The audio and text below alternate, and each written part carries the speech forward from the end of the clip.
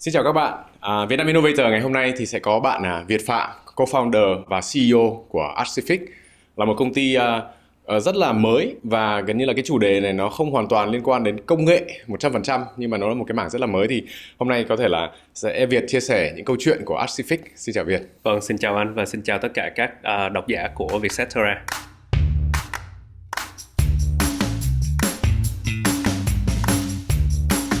Việt có thể chia sẻ là cái Artsific nó là cái gì và lý do gì mà Việt lại tham gia một cái thị trường như thế? Thì cái lý do mà Artsific nó ra đời đó là khi mà mình về Việt Nam cách đây 3 năm trước vì Covid-19. Một trong những cái công việc đầu tiên mà mình làm ở Thụy Sĩ ở cái thời điểm cách đây gần 6 năm trước đó là ngành quản lý tài sản dành cho các cái high net worth people.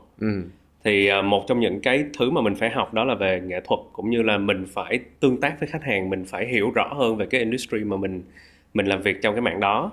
Thì khi mà mình về Việt Nam mình mới thấy rằng là cái thị trường nghệ thuật ở Việt Nam nó vẫn đang đi sau cái thị trường nghệ thuật đang rất là mature ở Mỹ, ở châu Âu khoảng 20 năm. Thì mình mới bắt đầu làm Artsific.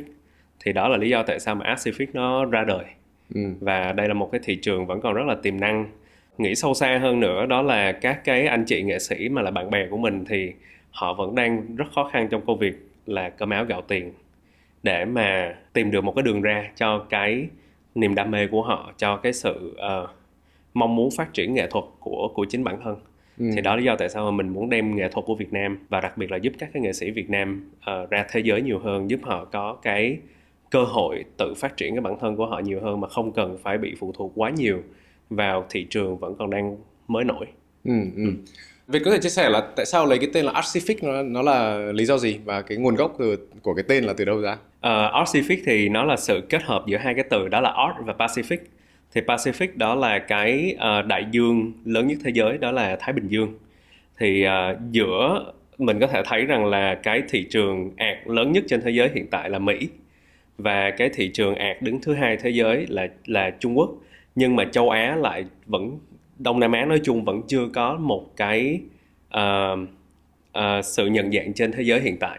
Thì Artsific là sự kết hợp giữa cả hai để giúp cái nghệ thuật của khu vực Đông Nam Á có thể tiến vào cái nghệ thuật của thế giới sâu hơn. Nó có tên là Artsific. Thế thì nếu mà nói về cái Artsific thì cái core business hay là cái core, gọi là cái offering của mình, nó sẽ là gì? Thì Artsific là một cái nền tảng giúp cho các nghệ sĩ có thể bán được các cái tác phẩm nghệ thuật của chính họ ra thế giới thông qua các hình thức như là private sale, là bán tư nhân. Cái thứ hai đó là họ có thể tham gia vào những cái section đấu giá của Artsific trên phạm vi toàn cầu để giúp mọi người trên thế giới có thể chiêm ngưỡng các tác phẩm đó và mua đấu giá bất kỳ ở nơi đâu trên thế giới. Và cái thứ ba nữa đó là Artsific cũng giúp các cái nhà sưu tập cá nhân, bọn mình sẽ có đội ngũ giám tuyển để đi tìm những cái tác phẩm mà họ mong muốn có được trong bộ sưu tập. Thì Artsific sẽ đóng với vai trò làm giám tuyển để mà mua những cái tác phẩm đó cho họ. Thì đó là những cái hoạt động mà Artsific hoạt động thường xuyên ở thời điểm hiện tại. Nếu mà nói về cái thị trường ấy thì bây giờ thực ra là như anh lại cũng không hình dung ra được là cái thị trường nó đang ở cái mức độ như nào. Thế thì mình có thể chia sẻ về mà cái thị trường của thế giới nó đang ra sao, và hiện tại cái Đông Nam Á hoặc là Việt Nam nói riêng thì nó đang như thế nào? Nếu mà nói về thị trường art nói chung ở thời điểm hiện tại, tính đến năm 2021, theo như report của Art Basel hợp tác với lại UBS để làm ra, thì hiện tại thị trường thế giới đang có giá trị khoảng 65 tỷ đô. Và trong đó Mỹ đang là quốc gia đi đầu trong cái lĩnh vực này. Tiếp theo sau đó là Trung Quốc, và sau đó là Anh. Số còn lại là nằm trong khoảng 20% cái tổng dung lượng trên thị trường hiện tại. Thì nó chia đều. Trong khu vực Đông Nam Á thì hiện giờ vẫn chưa có một cái sự một cái con số rõ ràng, bởi vì chúng ta vẫn còn thiếu rất là nhiều con số. Ví dụ như là những cái tác phẩm được bán bao nhiêu tác phẩm được bán ra, bao nhiêu nghệ sĩ đang hoạt động, chúng ta vẫn chưa có một cái dữ liệu đủ lớn để mà chúng ta có được những cái report đó ở trong khu vực Đông Nam Á mình. Trên thị trường trên thế giới thì Mỹ và châu Âu và Trung Quốc thì chúng ta có rất là nhiều dữ liệu để mà chúng ta có thể vô sâu được cái mảng đó. Nếu mà nói về tranh hoặc là cái nghệ thuật này thì đôi khi có thể là ở trên thị trường Đông Nam Á nó đang diễn ra một cách là mình không kiểm soát được, hoặc là nó không nằm trên public. Ừ. Thì liệu cái việc này là Artsific cũng là đang muốn là đưa các cái câu chuyện này để đưa lên trên thị trường và nó nổi lên. Có đúng là hiện nay cái thị trường có vẻ như là nó vẫn giao dịch, nhưng mà giao dịch ở cái mức độ là không không ai biết, đúng không? Đúng rồi, thật ra là tất cả những giao dịch hiện tại đều không được ghi nhận, không có record. Tại vì tất cả những cái giao dịch đó đều là giữa nghệ sĩ và nhà sưu tập. Còn mình vẫn chưa có một cái bên đứng ra trung gian đủ chuyên nghiệp và đủ lớn để mà làm như là một cái broker hoặc là một cái bên dealer để mà có được những cái data đó, hoặc là những cái data đó đều được giữ rất kỹ để mà bảo vệ cái người nhà sưu tập. Cho nên là mình không có những cái data đó trên thị trường đủ lớn để mà làm ra một cái report như vậy. Thì thật ra nói chung luôn, Việt Nam chúng ta vẫn chưa có một cái report đủ chi tiết để mà cho nhiều người được biết là thị trường đang phát triển như thế nào. Nếu mà nói về cái gọi là cái đội giám tuyển hoặc cái đánh giá của Artsific ấy, thì để mình có những cái nghệ sĩ, để mình có những cái nguồn, thì mình làm sao mà để source được tất cả các cái nguồn đó ở tại Việt Nam? Thật ra là nếu mà nói là tất cả các nguồn thì mình không thể. Nhưng mà Artsific, đội ngũ của Artsific là hàng ngày đều làm việc rất là chặt chẽ với lại các cái nghệ sĩ, để mà đặc biệt là các nghệ sĩ mà đã hợp tác với Artsific, thì tất cả những cái tác phẩm mà đều được bán ra bởi các nghệ sĩ đó là Artsific là người ghi lại những cái giao dịch, là cái thứ nhất. Cái thứ hai là Artsific cũng là cái bên cung cấp những cái certificate of authenticity, hay còn gọi là giấy chứng nhận tác phẩm được xác nhận bởi từ nghệ sĩ lẫn Artsific cho cái nhà sưu tập đó. Thì nhờ đó mà Artsific có được những cái dữ liệu để mà làm ra những cái report riêng của Artsific cho thị trường Việt Nam. Tuy là nó sẽ không đầy đủ hết tất cả những cái bên thứ ba khác, nhưng mà riêng về Artsific thì có một cái bộ report riêng của Artsific cho cái chuyện này. Nếu mà nói về cái đánh giá hoặc là cái việc gọi là mình xem cái giá trị của một cái tác phẩm nó là bao nhiêu tiền, thì không biết là mình dựa trên những cái yếu tố gì mà mình có thể đánh giá được một cái tác phẩm như vậy? Khá là khó. Nó có thể rất cao và nó cũng có thể rất là thấp. Thì trên thị trường nó cũng có một cái công thức chung, và công thức này hiện tại là cũng đang được sử dụng bởi khá là nhiều các cái nghệ sĩ để họ tự đánh giá tác phẩm của họ và họ bán ra thị trường. Thì cái thứ nhất là dựa trên cái đối với những cái tác phẩm mới thì nó sẽ dựa trên cái kích thước của tác phẩm. Kích thước. Kích thước, đúng rồi. Tại vì tác phẩm càng lớn thì anh phải sử dụng cái nguyên vật liệu để vẽ ra tác phẩm càng nhiều. Đúng không? Cái thứ hai nữa đó là cái danh tiếng của người nghệ sĩ, cái người vẽ ra cái tác phẩm đó cũng là một phần để mà mình multiply cái giá trị lên. Cái thứ ba nữa là dựa theo nhiều cái cái factor khác của tùy cái evaluator mà nó sẽ có cái khác nhau. Ví dụ như có những cái tác phẩm thuộc thời Đông Dương đi, thì mình không thể nào đánh giá theo hướng là size hoặc là các cái khác, mà nó còn dựa theo thứ nhất là những cái social reaction theo nó nữa. Ví dụ tranh của Lê Phổ có thể được định giá hiện tại lên tới hàng triệu đô, mà nó phải dựa theo từ những cái evidence, có nghĩa là những tác phẩm đó đã được xuất hiện ở đâu trong quá khứ, đã được triển lãm hay chưa, đã được sở hữu bởi người này người kia hay chưa. Từ đó chúng ta mới có những cái evidence cho thấy rằng là tác phẩm này là một tác phẩm thật, và từ đó là các cái chuyên gia mới đưa vô để mà định giá nó. Đó, thì đó cũng là một trong những cái lĩnh vực cần cái đòi hỏi của cái sự chuyên môn, cũng như là một cái đội ngũ đằng sau rất là nhiều để mà đưa ra được giá trị của một tác phẩm ở thời điểm đó. Tại vì những cái tranh mà của các nghệ sĩ đã khuất thì gần như chúng ta rất ít có cái cơ hội biết được nó là đồ thật hay đồ giả. Như vậy thì cái đội ngũ mà đi định giá ấy, thì dù cái thị trường Việt Nam hiện tại đang chưa hoàn toàn là major, thì do vậy là các cái chuyên gia hoặc là các cái chuyên môn nó cũng chưa có đầy đủ ấy. Thì không biết là làm sao mà Việt xây dựng được một cái đội ngũ mà đủ khả năng, đủ chuyên môn có thể đi định giá được các cái tác phẩm như này? Thật ra là bên Artsific là bọn mình không có tập trung vô các cái tác phẩm của các nghệ sĩ đã khuất, mà tập trung vô các tác phẩm của các nghệ sĩ đương đại. Nghĩa là những cái tác phẩm mới, nghệ sĩ vẫn còn sống, và cái mục đích chính của Artsific vẫn là làm thế nào mà giúp các nghệ sĩ vẫn sống, họ có thể theo đuổi tiếp cái giấc mơ của họ, giúp họ có thể tập trung vô câu chuyện sáng tác thay vì là cơm áo gạo tiền. Đó là cái đội ngũ của Artsific. Thì cái việc mà tập trung vào chuyên môn như vậy giúp Artsific có một cái đội ngũ khá là chắc về cái nghệ thuật đương đại để đi đánh giá, thay vì là đánh giá những tác phẩm của các nghệ sĩ đã khuất. Hiện tại nếu mà những cái gọi là thành tựu hoặc là những cái kết quả của Artsific thì Việt có thể chia sẻ những cái kết quả như nào mà có thể là đáng nhớ nhất đối với Việt? Về mặt kinh doanh thì hiện tại là Artsific vẫn đang giúp hơn 100 nghệ sĩ vẫn cố gắng là đưa các tác phẩm của họ ra ngoài thế giới thông qua cái platform Artsific hiện tại. Nên là mỗi nghệ sĩ khi mà họ lên Artsific đều có một cái profile để mà khi mà họ có muốn giới thiệu cho bất kỳ ai, ngày xưa là chúng ta phải vào photo gallery, chúng ta tìm thấy cái tác phẩm đó rồi chúng ta mới show cho cái nhà sưu tập. Thì hiện tại chỉ cần gửi cái link của Artsific là tất cả nhà sưu tập đều có thể vào đó xem. Nó là cái online portfolio của chính nghệ sĩ đó luôn. Giả sử như là anh là một nghệ sĩ chẳng hạn, và đưa một cái tác phẩm của mình lên Artsific. Tuy nhiên là có thể là mình đam mê, mình có một cái chuyên môn về mặt nghệ thuật như vậy, nhưng mà có thể phần marketing, phần gọi là xây dựng cái profile của mình thì có thể nó sẽ thiếu cái chuyên môn đó. Thì không biết là Artsific là hỗ trợ các cái nghệ sĩ như thế nào để có thể cái tên tuổi của họ được ghi nhận tốt hơn, hoặc là được gọi là có một cái tiếng nói đối với cả thị trường quốc tế. Thật ra thì Artsific cũng chưa đóng một cái vai trò quá lớn trong cái việc gọi là phát triển một cái nghệ sĩ như là một cái gallery, mà Artsific đóng như một cái middleman để bán tác phẩm của họ thông qua cái việc trình bày cái profile của họ và các tác phẩm một cách chuyên nghiệp nhất có thể. Tại vì chúng ta có hàng ngàn nghệ sĩ ngoài kia, tất cả nghệ sĩ nào cũng có cùng một cái nhu cầu hết. Artsific phải đóng một cái vai trò có thể giúp được càng nhiều người nhất có thể, chứ không tập trung vào chỉ một vài cá nhân. Nó khác với lại cách làm việc của gallery. Riêng về cái cách bố trí, cái bố cục, cái platform của Artsific rất là chỉnh chu để cho ai cũng có thể thấy được cái sự chuyên nghiệp của bất kỳ nghệ sĩ nào trên nền tảng Artsific. Thì cái đó là cái Artsific đang làm tốt nhất cho các nghệ sĩ.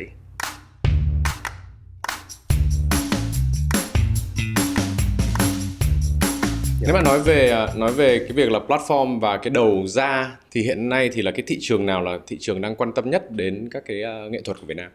Thì ra là thị trường nghệ thuật ở Việt Nam thì nhiều nhất vẫn, theo như data của Artsific thì hiện tại vẫn là thị trường châu Âu và châu Mỹ. Thực ra là hai thị trường đó là hai thị trường đang mature nhất rồi.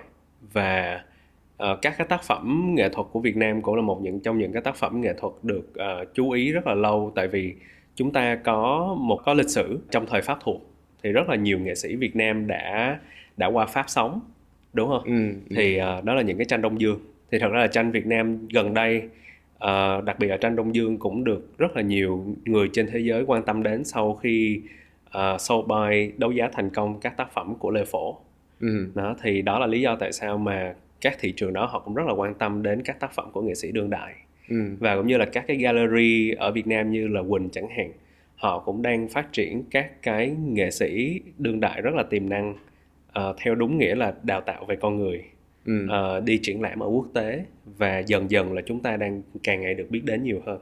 Ví dụ như là Mai Tạ cũng là một trong những nghệ sĩ trẻ rất tiềm năng, sinh năm 97, và đang được thế giới biết đến rất là nhiều. Hiện nay thì sẽ có những người là đi siêu tầm, có những người là người ta lại coi cái đó là một cái kênh đầu tư. Thế nên mà xét về hai khía cạnh này thì Việt không biết là đánh giá như thế nào, Artsific là sẽ hướng tới cái đối tượng như thế nào? Nhà sưu tập Việt Nam vẫn chưa nhiều người nhận ra được art là một trong những cái investment portfolio. Họ vẫn chưa thấy rằng đầu tư vào nghệ thuật là một cái, mua tác phẩm nghệ thuật là một dạng đầu tư. Cái lý do là thị trường chúng ta vẫn chưa có sự thanh khoản tốt cho tranh đương đại. Có thể nói là gần như bằng không. Em lấy ví dụ anh mua một tác phẩm đương đại hiện giờ và anh bán được cho người tiếp theo, đó là một trong những cái challenge rất lớn của thị trường hiện tại. Và để mà bán được giá cao hơn giá anh mua, nó cũng là một cái challenge khác. Tại vì vẫn chưa có một cái nơi nào mà để anh có thể xác nhận được cái giá trị lúc anh mua. Và cái thứ hai nữa là anh bắt lại câu chuyện là có nghĩa là cái nhu cầu mua lại vẫn chưa có nhiều. Rồi thanh khoản vẫn chưa có. Thì đó là lý do tại sao mà rất nhiều người vẫn chưa nghĩ rằng mua tác phẩm là một trong những cách để đầu tư. Nhưng mà có thể là điều đó sẽ diễn ra trong vòng 30-40 năm nữa, khi người sở hữu của các tác phẩm đó, hoặc là cái thế hệ tiếp theo, khi họ đã được educate về nghệ thuật một cách đúng đắn rồi, thì họ sẽ nhìn đó với một cái góc nhìn khác. Nếu mà quay lại cái thời gian mà Việt làm ở bên Thụy Sĩ thì quản lý tài sản thì cũng đồng nghĩa với cái việc là mình sẽ quản lý những cái khoản đầu tư của các cá nhân đó. Đúng rồi. thì chắc là cũng là một trong những portfolio của họ cũng sẽ là art. Đúng. Thế vậy thì mình đã biết một cái thị trường, ví dụ như Thụy Sĩ là một cái thị trường đã rất là phát triển, cái maturity của họ rất là cao, thu nhập của họ cũng rất là cao. Thế thì nếu mà so với cả Việt Nam thì hiện nay như Việt vừa chia sẻ là mất khoảng 30 đến 40 năm nữa thì Việt Nam mới đến được cái mức kiểu như vậy. Nhìn vào cái góc độ là education, internet rồi cả thông tin nó cũng khá là đầy đủ. Thì liệu mình có cách nào mà hỗ trợ cho cái thời gian này nó rút ngắn hơn không? Thật ra thì trong năm vừa rồi khi mà Acific khi mà vừa hết dịch, Acific tổ chức liền 3 cái triển lãm. Triển lãm đầu tiên là của nghệ sĩ Thế Thông, nghệ sĩ thứ hai là anh Nguyễn Ngọc Liêm và họa sĩ thứ ba là anh Hứa Vĩ Văn. Trong đó có một triển lãm là của anh Nguyễn Ngọc Liêm là Acific bán hết 16 tác phẩm trong vòng 48 tiếng. Đó là một trong những cái phản ứng của thị trường mà Acific thấy rằng đang tăng trưởng rất là tốt trong cái mảng này. Tuy nhiên là những cái tác phẩm mà đã được một người mua lại vẫn chưa bán được qua người thứ hai. Thì cái đó em nghĩ là có thời gian nó có thể nó rút ngắn lại trong vòng 20 năm nữa. Nhưng mà cái đó mình vẫn cần phải coi là các cái player trên thị trường có chơi với nhau để tạo ra được cái thị trường đó hay không. Hay là nó vẫn đang là những cái individual chơi riêng lẻ với nhau. Thì khi mà chơi riêng lẻ với nhau thì benefit nó cũng chỉ về từng cá nhân thôi, chứ nó cũng không đem lại một cái benefit chung cho thị trường. Thì đó vẫn là cái mà bọn em vẫn đang quan sát và cố gắng làm một cái market maker, là một cái người tạo ra thị trường. Ví dụ như anh có một cái tác phẩm nghệ thuật, anh có thể bán trên Acific và bọn em sẽ là cái người tìm người mua cho anh tiếp theo. Thì đó sẽ là một trong những cái nhiệm vụ mà Acific đang nhắm tới trong tương lai. Làm thế nào để mà có thể tạo ra thanh khoản cho các tác phẩm đang được sở hữu rồi. Acific đang đóng cái vai trò là sẽ cấp chứng chỉ hoặc là cái gọi như kiểu certificate cho từng tác phẩm một. Ở các cái nước, các cái quốc gia như kiểu Thụy Sĩ chẳng hạn, thì bên đó thì là cái đơn vị nào là cái đơn vị cung cấp cái chứng chỉ này, và để được công nhận, để được cái community, được cái market công nhận thì phải làm như thế nào và cần phải có những điều kiện gì? Thật ra thì đối với lại các cái quốc gia mà đã phát triển thì chính cái gallery hoặc là cái nơi sở hữu cái tác phẩm đó, hoặc là đại diện để được consign, là giao phó cho cái việc đem bán tác phẩm, là cái nơi sẽ được tin tưởng nhất. Thì thường đó là những cái gallery hoặc là những cái art dealer có tiếng. Họ là những con người đã rất có tiếng trên thị trường trong cái việc là thẩm định, giám tuyển, etc. Thì hiện tại thì đối với những cái tác phẩm mà đương đại thì Acific cũng đang muốn trở thành một trong những cái đơn vị như vậy, đi đầu trong thị trường trong cái việc giúp người ta có thể bán lại các tác phẩm nghệ thuật. Chúng ta quay lại cái câu chuyện là cái Acific hướng đến đâu, thì một trong những cái việc là mình sẽ tạo một market, tạo thanh khoản. Còn ngoài cái đấy ra thì mình sẽ đi đến chỗ nào, và cái mục tiêu hoặc cái mission của Việt trong thời gian tới sẽ là gì? Acific hiện tại là đang nằm trong cái giai đoạn chậm lại một tí để quan sát thị trường, xem là thị trường sẽ phát triển đến đâu. Tại vì nếu mà xét về cái khoảng thời gian mà chúng ta mới hết Covid thì chỉ mới 12 tháng gần đây thôi. Đúng không ạ? Nhưng mà thị trường nó thay đổi rất là nhanh. Chúng ta có thể thấy là thị trường đang có rất là nhiều những cái buổi triển lãm cá nhân diễn ra, có rất là nhiều những cái triển lãm nghệ thuật khác diễn ra. Thì Acific đang chậm lại để quan sát thị trường, để tìm đi cái hướng tiếp theo. Nhưng mà một trong những cái hướng mà Acific vẫn nhắm đến đó là làm thế nào mà nghệ sĩ có thể bán được tác phẩm nhiều nhất. Và khả năng lớn là Acific sẽ mở tự do cho nghệ sĩ tham gia, thay vì là Acific sẽ giám tuyển từng tác phẩm như bây giờ. Cái mở tự do như vậy thì đó là cái hướng tới cái việc là mình xây dựng một cái thị trường. Bây giờ giả sử thị trường đã có rồi thì lúc đấy liệu mình có cần phải quay lại cái việc là mình lại tiếp tục giám sát chặt hơn không? Chắc chắn là cần phải chặt hơn trong câu chuyện là mua bán. Nhưng mà em nghĩ rằng là thị trường khi mà đủ một cái sự chín mùi và đủ cái education thì nó có thể vẫn tự hoạt động theo cái hướng của nó, mà không có quá nhiều sự can thiệp không cần thiết. Ở thời điểm hiện tại thì các nghệ sĩ đương đại họ cũng đã được tiếp cận đến internet, họ cũng đã được tiếp cận đến thông tin rất là nhiều. Thay vì là ngày xưa chúng ta đến nhà, chúng ta xem tranh, chúng ta mua tranh, không có record lại, thì tất cả mọi thứ bây giờ nếu mà có thể record và chúng ta bán được ra quốc tế thì không phải là nghệ sĩ nào cũng có thể làm việc với khách nước ngoài. Thì Acific sẽ là cái bên làm như vậy để giúp cho các nghệ sĩ facilitate, đơn giản hóa cái việc mua các cái tác phẩm một cách dễ dàng hơn. Việt thì cũng là một người mà cũng đã khởi nghiệp cũng có một số các công ty rồi, và cũng không phải là chỉ mỗi ở Việt Nam nhưng mà đã ở bên Thụy Sĩ cũng đã thành công khởi nghiệp một số các công ty. Thì thông thường thì khi mà mình đưa ra một cái sản phẩm, đưa ra một cái dịch vụ thì mình cũng sẽ phải thế nào đó mình sẽ phải profiling những cái đối tượng của mình. Thế nên nó nói về Artsific thì cái profile của đối tượng của Artsific thì họ sẽ là như thế nào? Thông thường nó sẽ có tuổi tác này, sẽ có thu nhập này, rồi là có công việc. Thì không biết là cái đối tượng của Artsific là profile như thế nào? Đối tượng của Artsific hiện tại đang nhắm đến đó là đối tượng trên 25 tuổi, có thu nhập ít nhất là 70 triệu mỗi tháng. Họ có quan tâm đến nghệ thuật và hoặc là làm việc trong lĩnh vực tài chính hoặc là creative, sáng tạo. Thì cái community hiện tại theo như việc quan sát thấy được thì vẫn nằm trong cái phạm vi các cái target audience đó thôi. Nếu mà mở rộng thì việc sẽ tập trung vào mở rộng trong cái lĩnh vực người ta làm việc nhiều hơn. Ví dụ như làm thế nào mà một người làm trong lĩnh vực tech là một cái lĩnh vực người ta được gọi là khô khan, mà họ lại quan tâm đến nghệ thuật nhiều hơn. Chẳng hạn, thật ra cái lĩnh vực tech lại là cái lĩnh vực mà việc involve vào nhiều nhất. Artsific nó cũng là một tech company in the art industry thôi. Đó, thì làm thế nào mà các anh chị, các bạn bè làm trong mảng tech lại biết đến nghệ thuật nhiều hơn, đó cũng là một trong những cái challenge, đúng không? Hoặc là nó sẽ không phải ngoài ad, ngoài marketing, những cái ngành về xây dựng đi, thì giữa xây dựng với lại architecture với lại interior design, ba cái đó nó gần đến nhau, nhưng mà người mà làm construction lại chưa chắc là họ quan tâm nghệ thuật bằng một người làm architecture hoặc là một người làm art interior design.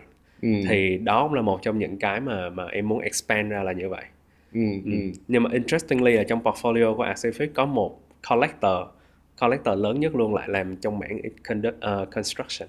Anh cũng là sinh ra lớn lên ở bên châu Âu thì cũng quan sát và để ý thì có một số các bạn bè thì họ cũng quan tâm đến art, mà hồi đó thì ở cái gấp kiểu là trung học thì cá nhân anh cũng chả quan tâm gì nhiều đến art lắm, nhưng mà bạn đấy thì lại rất là hiểu biết, hàng năm vẫn gia đình đưa sang Nga rồi đến Hermitage ở đấy hàng tuần, và họ cũng chỉ đến đấy hàng năm, và đấy là gần như là một cái bắt buộc của gia đình. Thì liệu cái này nó liên quan đến cả cái gọi là cái nền tảng gia đình, bố mẹ hoặc là ông bà để lại không, hay là làm sao mình để có thể tạo được một cái văn hóa mà làm sao expand được cái sự quan tâm của họ đến nghệ thuật? Thật ra là cái đó nó đến từ xã hội và cái như là cái education rất là nhiều. Người ta hay nói là chúng ta được xây dựng lên bởi những gì xảy ra xung quanh chúng ta, đúng không? Cho nên thì giống như là tại sao châu Âu lại rất là mature trong cái lĩnh vực này, là bởi vì trong cả một cái lịch sử của châu Âu nó đều liên quan đến art. Từ việc Picasso vẽ như thế nào cho tới các cái họa sĩ nổi tiếng như Edward Munch, thì nó đều nằm trong giáo dục, nằm trong lịch sử, bộ môn lịch sử của các trường trung học. Em là gốc là học ở đây nhưng mà em học trường quốc tế Pháp, thì em cũng được dạy về cái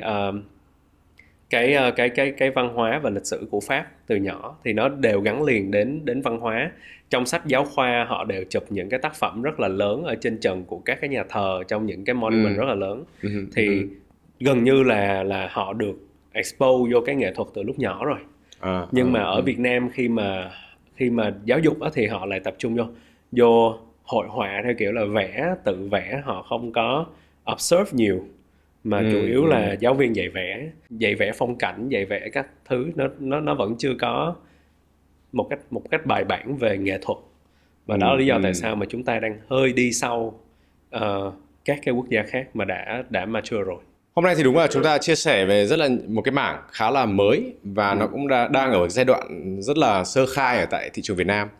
Nếu mà Việt có thể là có một cái takeaway của cái buổi trò chuyện ngày hôm nay gửi đến các bạn audience của Vietcetera thì đó sẽ là cái gì? Đó là nghệ thuật nó nằm ở bất kỳ nơi đâu trong cuộc sống của chúng ta. Chúng ta cần phải sống chậm lại một tí để quan sát, để thấy được những điều đó đang xảy ra. Ngay cả ở Việt Nam chúng ta đều có những nghệ sĩ rất tuyệt vời, chỉ là chúng ta chưa chú ý đến họ thôi. Rất cảm ơn Việt đã dành thời gian đến chia sẻ với Vietcetera ngày hôm nay, và rất là mong là Việt sẽ có những cái ngày thành công và xây dựng được một cái văn hóa, một cái nền tảng giống như các nước khác đã đi trước. Dạ. Cảm ơn Việt. Cảm ơn anh. Cùng chặng đường 48 năm hình thành và phát triển, Tổng công ty Viglacera, công ty cổ phần là nhà sản xuất vật liệu xây dựng và đầu tư kinh doanh bất động sản lớn nhất Việt Nam.